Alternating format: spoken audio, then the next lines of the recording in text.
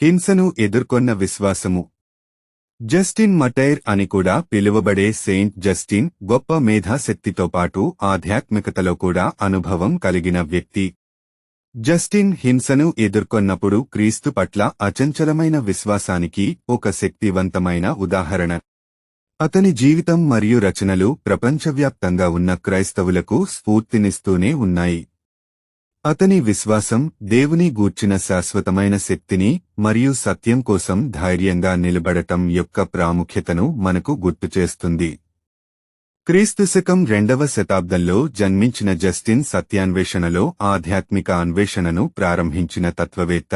క్రైస్తవునిగా తన జీవితం ప్రారంభించిన దినాలలో యేసుక్రీస్తు యొక్క బోధనలు మరియు ప్రారంభ క్రైస్తవ హతసాక్షుల జీవితాల ద్వారా ప్రభావితమయ్యాడు. క్రీస్తు కొరకు ఒక నాయకునిగా నిలబడ్డాడు.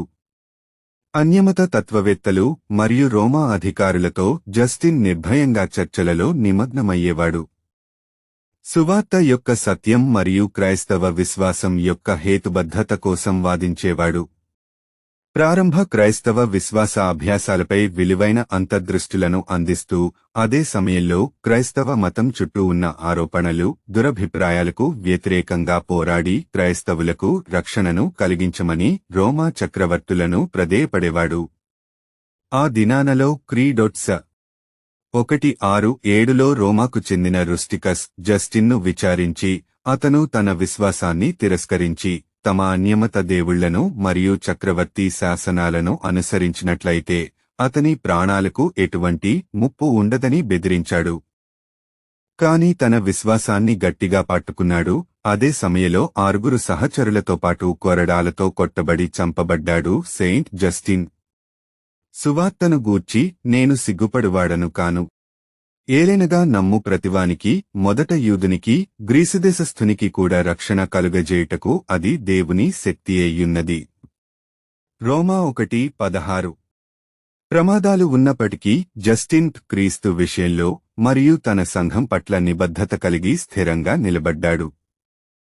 హింసలు చివరికి మరణం ఎదురైనప్పటికీ అంతంవరకు ధైర్యంగా సువార్తను ప్రకటించాడు. జస్టిన్ జీవితం సువార్త విషయంలో మన విశ్వాసాన్ని సవాలు చేసేదిగా ఉంది. దైనందిన జీవితంలో నిమగ్నమైనప్పటికీ విశ్వాసము పరీక్షించబడిన ప్రతిసారీ రాజీపడక దానికి ఎదుర్కొనే నిశ్చయత మనకుందా? మన స్వంత సౌలభ్యం మరియు భద్రత కంటే సువార్త సత్యానికి ప్రాధాన్యత ఇవ్వగలమా?